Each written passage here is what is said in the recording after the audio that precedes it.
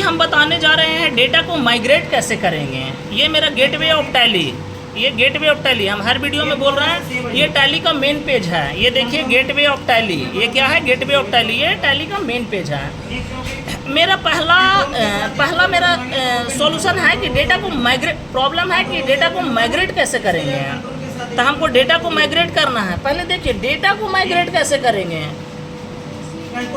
तो डेटा को माइग्रेट करना है तो डेटा मेनू में जाएंगे। डेटा को माइग्रेट करना है तो डेटा मेनू में जाएंगे। तो डेटा मेनू में हम जाएंगे। डेटा को माइग्रेट करना है तो हम यहाँ पे क्या करेंगे? माइग्रेट पे क्लिक करेंगे। माइग्रेट के काम क्या है वो फिर से बता देते हैं। मान लेते हैं खुदा न खास आपका टैली 20 साल पीछे का डेटा है। आज टैली प्राइम में उस डेटा को ओपन करना है, यानी पुराने वर्जन के डेटा को न्यू वर्जन के टैली में उस डेटा को कन्वर्ट करने की प्रक्रिया को माइग्रेट कहते हैं। तो हमको पुराने वर्जन के डेटा को नया वर्जन में कन्वर्ट करना है तो हम डेटा मेनू में जाएंगे, माइग्रेट पे क्लिक करेंगे। और जैसे ही डेटा पे जाएंगे तो डेटा पे जाने के बाद आप यहाँ से चूज करेंगे बुक्स ऑफ अकाउंट्स। और यहाँ पे आपको इसलिए नहीं आ रहा है क्योंकि इसमें पुराना डेटा नहीं है। आप ये हमारे वाले शीट पे जाके कर लीजिएगा, ये पुराने जो डेटा होगा यहाँ पे वो शो करेगा। जैसे मान लेते हैं हम यहाँ डेटा में गए हैं, डेटा में जाने के बाद आप माइग्रेट के पास जाएंगे तो यहाँ पे पुराने डेटा शो करेगा पर ओपन नहीं होगा, प्रिंट नहीं होगा, कुछ नहीं कर सकते हैं। पर हमको चाहिए रिपोर्ट है तो आपको क्या करेंगे? डेटा मेनू में जाके डेटा पे माइग्रेट पे क्लिक करेंगे और माइग्रेट पे जाके आपको एक्सेप्ट करना होगा। अगर बैकअप रखना है पुराने डेटा को तो यस, नहीं रखना है तो नो। और यहाँ पे एक्सेप्ट कर लीजिएगा, डेटा माइग्रेट हो जाएगा। इसमें इसलिए नहीं हो रहा है क्योंकि इसमें आपको जो है वो पुराना डेटा नहीं है। चलिए अगला सिखाने जा रहे हैं कि कंट्रोल F, यहाँ पे Alt F1 प्रेस करेंगे। Alt F1, तो Alt F1 प्रेस करेंगे तो एक मैसेज देगा, कंट्रोल F3 प्रेस करिए या यस कीजिए। तो हम यस कर देते हैं। तो जैसे ही आपकी यहाँ पे जो है वो कंपनी का आपका सूची आ गया, कंपनी का बुक्स ऑफ अकाउंट्स का लिस्ट आ गया और यहाँ पे कोड आता है। आप एक बात हमेशा याद रखिएगा कि टैली प्राइम में जो कोड होता है वो कितना डिजिट का होता है? कितना डिजिट का होता है? 6 डिजिट का। याद रखिएगा टैली प्राइम में जो कोड होगा वो कितने डिजिट का होगा? टैली प्राइम में कोड जो होगा वो 6 डिजिट का होगा।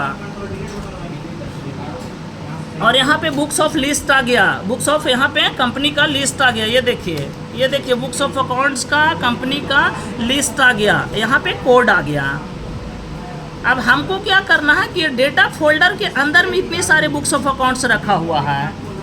अब हमको फोल्डर बना के भी रख सकते हैं, जैसे अमरेंद्र ग्रुप ऑफ कंपनी। तो एक कंपनी मल्टी सेक्टर में काम करता है, कंस्ट्रक्शन में, रियल एस्टेट में। तो एक हम फोल्डर बना देंगे तो ये डेटा फोल्डर के अंदर इतने सारे बुक्स ऑफ अकाउंट्स रखा हुआ है।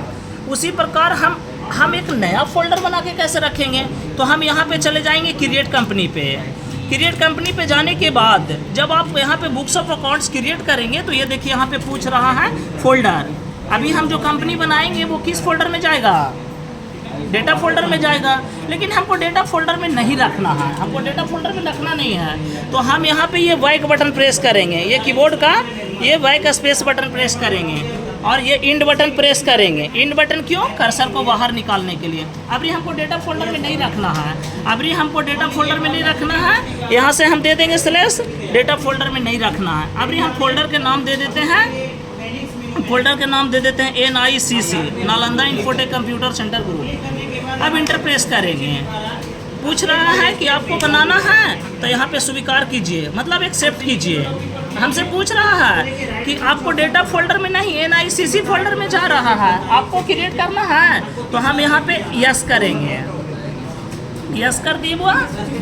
अब यहाँ पे कंपनी का नाम मांग रहा है तो यहाँ पे हम बुक्स ऑफ अकाउंट्स के नाम हम डाल देते हैं। वो बुक्स ऑफ अकाउंट्स के नाम हम डाल देते हैं। क्या डाल दें? यहाँ बुक्स ऑफ अकाउंट्स के नाम दे देते हैं एक के लिमिटेड।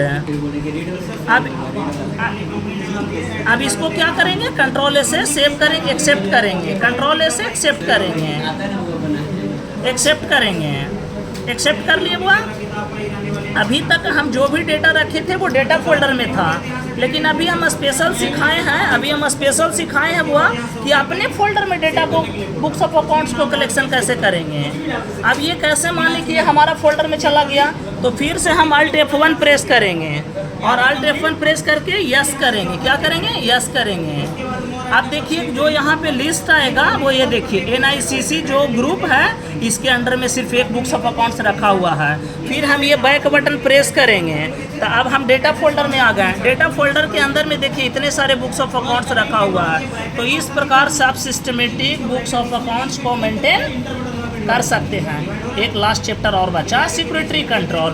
आपको कहना है सर कि जैसे NICC लिख दिए, तो NICC फोल्डर के अंदर में एक कंपनी चल रहा है, KL लिमिटेड। आपको कहना है सर इसको लॉक करना है। क्या करना है? लॉक करना है सिक्योरिटी से, पासवर्ड से। तो उसके लिए आपको क्या करना है? कंपनी में जाना है, और कंपनी में जाने के बाद सिक्योरिटी को यस कर लीजिएगा। अब उसके बाद इसको यस कीजिएगा।